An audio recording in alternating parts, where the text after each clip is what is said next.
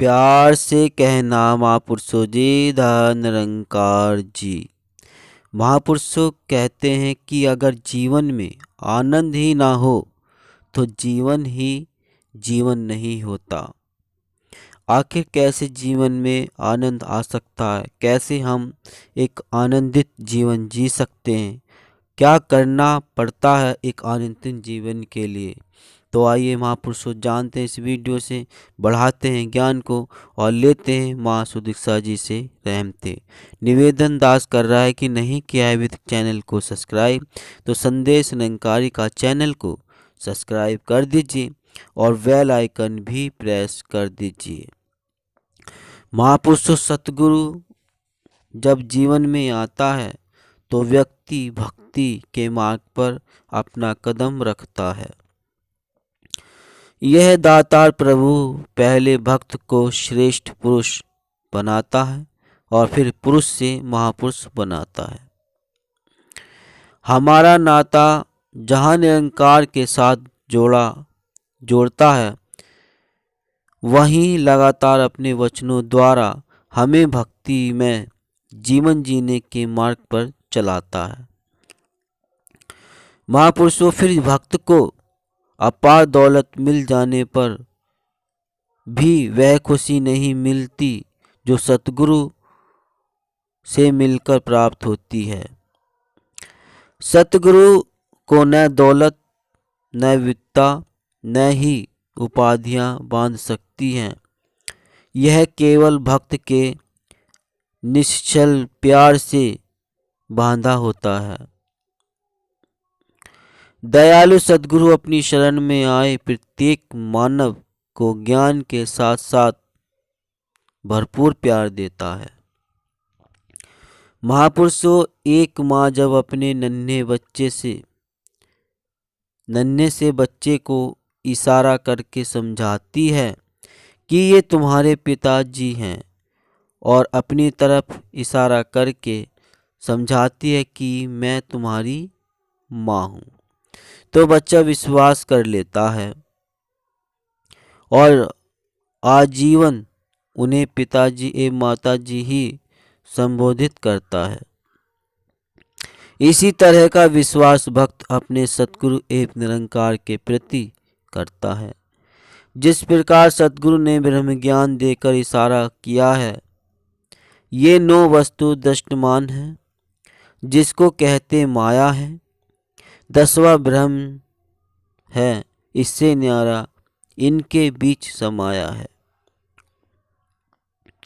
ये भरोसा जिस क्षण पूर्ण स्वरूपेण मन में बैठ जाता है तो हम समझ लेते हैं कि हमारी जिंदगी सफल हो गई। महापुरुषों, हालांकि मन इतना चंचल है कि यह थोड़ी सी भी विपरीत परिस्थिति होने पर डगमगाने लगता है। हम जो चाहते हैं अगर वह पूरा होता है तो हम पूरे विश्वास के साथ जीते हैं, लेकिन अगर हमारा कोई काम, हमारी कोई इच्छा हमारे आग्रह अनुसार पूरी नहीं होती है तो हम परमात्मा को ही दोष देने लगते हैं, जबकि हमारी सोच तो यह होनी चाहिए कि अगर कोई इच्छा पूरी नहीं हो रही है तो हो सकता है कि इसके न होने में ही हमारी भलाई हो। परमात्मा अंतर्यामी है और केवल यही जानता है कि किस बात में हमारी भलाई है। हमें परमात्मा का हमेशा शुक्रगुजार होना चाहिए, इसका धन्यवादी होना चाहिए। तभी हमारे मन में प्रभु के प्रति प्रेम बढ़ेगा, एक विश्वास में भी दृढ़ता आएगी। यदि हमारा विश्वास प्रभु परमात्मा के प्रति अटल होगा तब हम हमेशा यही सोचेंगे कि अगर हम सत्य के मार्ग पर चल रहे हैं तो प्रभु जी प्रभु जो भी करेंगे वे हमारे भले के लिए ही करेंगे।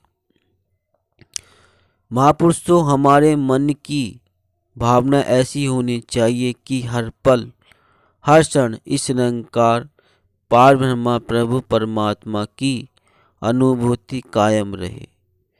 जैसा सतगुरु चाहते हैं उस अनुसार परमात्मा की अनुभूति के साथ प्रार्थना करने की हमारी आदत बन जाए। भक्त अपने जीवन में हो रहे हर कार्य का पूर्ण श्रेय अपने सद्गुरु को ही देता है।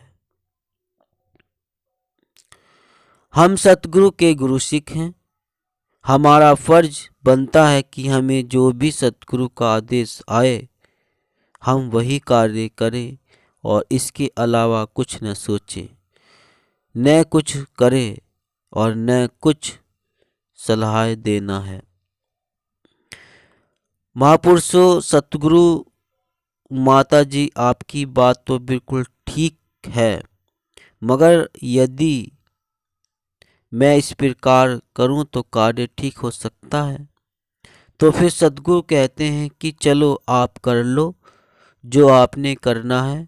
कुछ समय बाद वापस फिर हम इनके चरणों में पहुंच जाते हैं और यह कहते हैं कि माफ़ करना, माफ़ कर देना, हमने आपकी बात नहीं मानी तो ठोकरें खाई।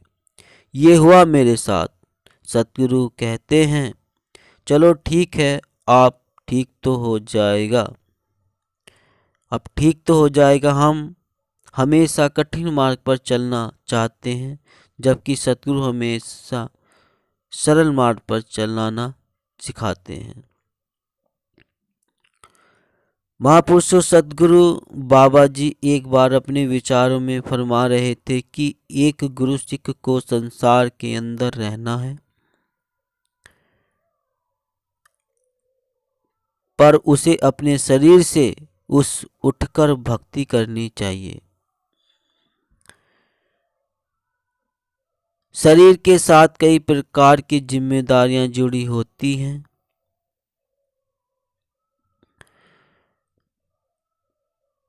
जैसे परिवार में अन्य सांसारिक क्रिया कलाप आदि जिम्मेदारियों एवं समाज की हर वो चीज जो हमसे संबंधित है उसमें बदलाव आता है, उसमें खुशी भी आती है और गम भी आता है, परंतु स्थिरता नहीं आती। और अगर जीवन में स्थिरता नहीं है तो उस वातावरण से हमें निकलना चाहिए। हमने ज्ञान लेते समय यह स्वीकार किया था कि मैं आत्मा हूं और इसी नज़र से मैं अपना जीवन जीऊंगा।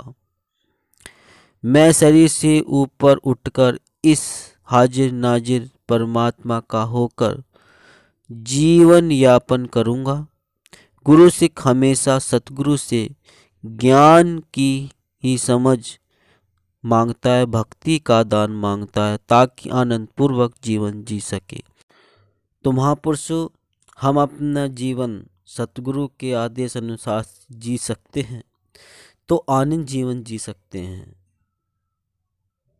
तो हमें आनंद अगर जीना है, आनंदित जीवन जीना है तो सतगुरु के आदेश वचनों को मानना है और मानकर चलना है, तो ही हमारे जीवन में खुशियाँ आ सकती हैं, आनंदित जीवन जी सकते हैं।